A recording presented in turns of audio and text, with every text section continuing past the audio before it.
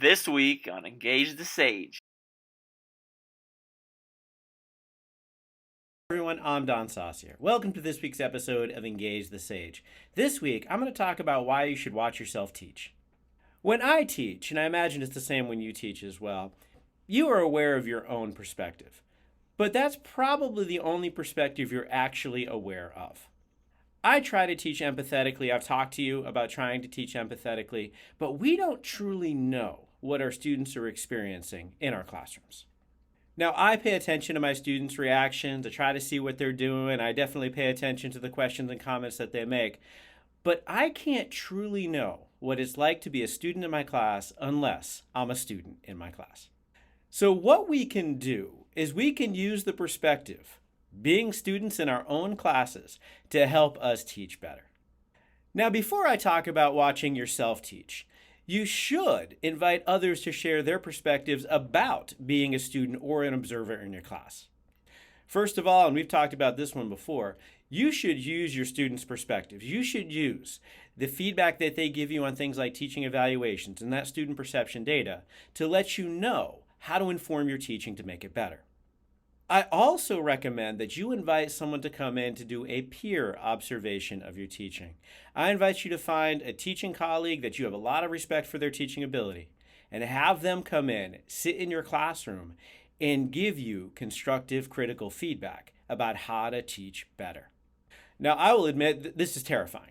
Having someone come into your class and sit there and then sit down after and say, hey, maybe do a little bit more of this, a little less of that, that is absolutely terrifying. But it is really helpful to get someone else's perspective other than your own to help inform your excellent teaching. Now, I highly recommend if you're doing this, get someone that you trust, has your best interests in mind, and is going to give you feedback to help you improve. I also recommend that you involve peer observers for things like practice interviews, practice research presentations, etc., to help get other people other than your own perspective on your teaching, your presenting, your interviewing, or whatever. Now, where I started this video is saying that you should watch yourself teach, and I believe that too. So I do think you should invite other people to share their perspectives. But watching yourself is a new kind of observation that is very vulnerable, it's very awkward, it's very uncomfortable, but it is super helpful for you to truly understand what it's like to be a student in your own class. Obviously, you can't be both a teacher and a student in your class at the exact same time. So for this, I recommend recording your teaching. If your class has super good tech and it can do recordings, then absolutely have it do that recording. Otherwise, you might set up some video equipment, or it might be simple as opening up a Zoom meeting and recording through that feature, or even having your phone on a tripod in your class. There are lots of ways to get that reporting done. It doesn't have to be video production quality. You're not making a feature film here. You just want to get some information so that you can watch and reflect and give yourself critical constructive feedback on your teaching. Now, as I have said, this is rough. Watching yourself teach is a very uncomfortable, awkward, and vulnerable experience, and it's something that I highly recommend you know about that going in. But, as I also said, it is super helpful for you to get completely objective feedback on watching yourself do the things that you think you're doing. This is something I've been doing for a while. Started doing this before COVID-19. Since COVID-19, a lot of my classes have been videotaped through those Zoom recordings as we talked about. So I've had a lot of opportunities to watch myself teach. And I'm sort of comfortable doing it. It's still something that I find really awkward and uncomfortable, but again, so helpful. When you're watching yourself teach, what you can do is you can get an idea of how you're getting content out there. You can get an idea of the clarity of that content. You can get an idea how you're setting up transitions. You can get an idea of the pace of the content. You can look to see if you're validating students when they ask questions and make comments. You can also come in with checklists. This is something that I try to do in my teaching. When I watch myself teach, I try to see, am I actually bringing peace to my classes? Am I showing my preparation? Am I showing my expertise? Am I demonstrating authenticity? Am I being explicit about my caring for my students and their learning? And am I showing that I'm engaged in my teaching? I can do things like look to see, am I teaching to all parts of the room? Or am I only teaching to the left side? Am I only teaching to the front row? Am I giving my attention to all of my students? Am I pausing to allow them to take notes and, more importantly, to think about the information that I'm teaching, to allow them to comment or ask questions? Am I giving them opportunities to demonstrate active learning and making connections among the content that I'm teaching? When I teach, I try to do all of those things.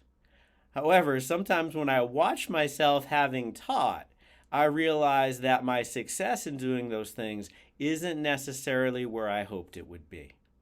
I was made aware of this recently, and this was part of the inspiration for this video.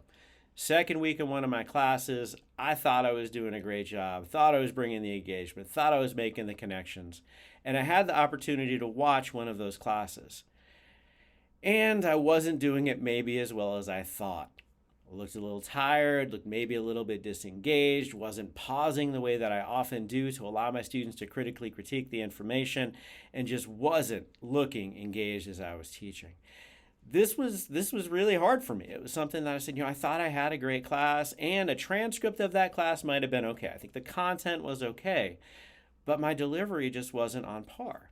And I think this had something to do with maybe me not really being in teaching shape at the time. I was still, kind of struggling with that early part of the semester, trying to get my rhythm down. But I can do better.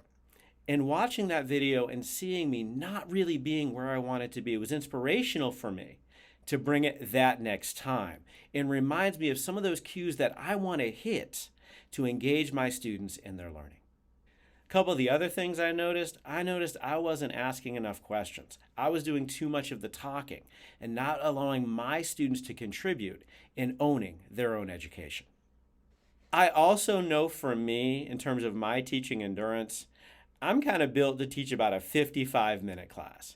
So it means a 50-minute class, I'm still hard charging at the end, but a 75-minute class, I have kind of a noticeable dip in my energy. One of the things that I saw in that observation is it was palpable, that noticeable dip in energy. And what I'm trying to do is to cover up that dip in energy by being even more engaging toward the end of that class. Because my students are there for 75 minutes, and even though I start to wane, I want to give them 75 minutes of awesome. What I don't want to do is I don't want to set up a situation where me recording and observing myself or you recording and observing yourself is going to set up increased levels of anxiety in your teaching. That's not the goal of this at all. The goal is to use this as a useful tool, maybe once in a while, to kind of check in and see if you're doing some of the things that you want to do in your teaching. So maybe have a checklist, maybe have some cues, and maybe look for those things to see. Am I teaching the way that I want to teach? And if not, you have a lot of do-overs. You have a lot of opportunities to bring it in that next class. One of the things that we often teach our students is about a growth mindset, right? Growth mindset means we're not now where we're going to be. We always have the opportunities to improve, to grow our skills, to grow our learning. We often do a good job about this in teaching our students. We sometimes forget this in thinking about ourselves as teachers. What I do is I use my own observation of my teaching to remind myself I'm getting better at this. I'm still working at my craft. I'm still refining my skills. And using observations of my own teaching is a tool that helps me do that. I would like to say, go have fun and watch yourself teach. But I know better. Again, awkward, horrible experience. However, this is one of those tools that is really indispensable if you want to be an excellent teacher. Use this tool, give yourself feedback, and continue to grow in your excellence. But don't obsess over this. Understand that in each day, we're doing our best. And even on that day where I looked a little tired, a little less engaged than I wanted to be, I was still doing my best in that moment. After watching myself teach, I just know a few more things to focus on to continue striving to do my best. In the comments below, I would love to hear about your experiences in watching yourself teach and the lessons you've learned while doing so.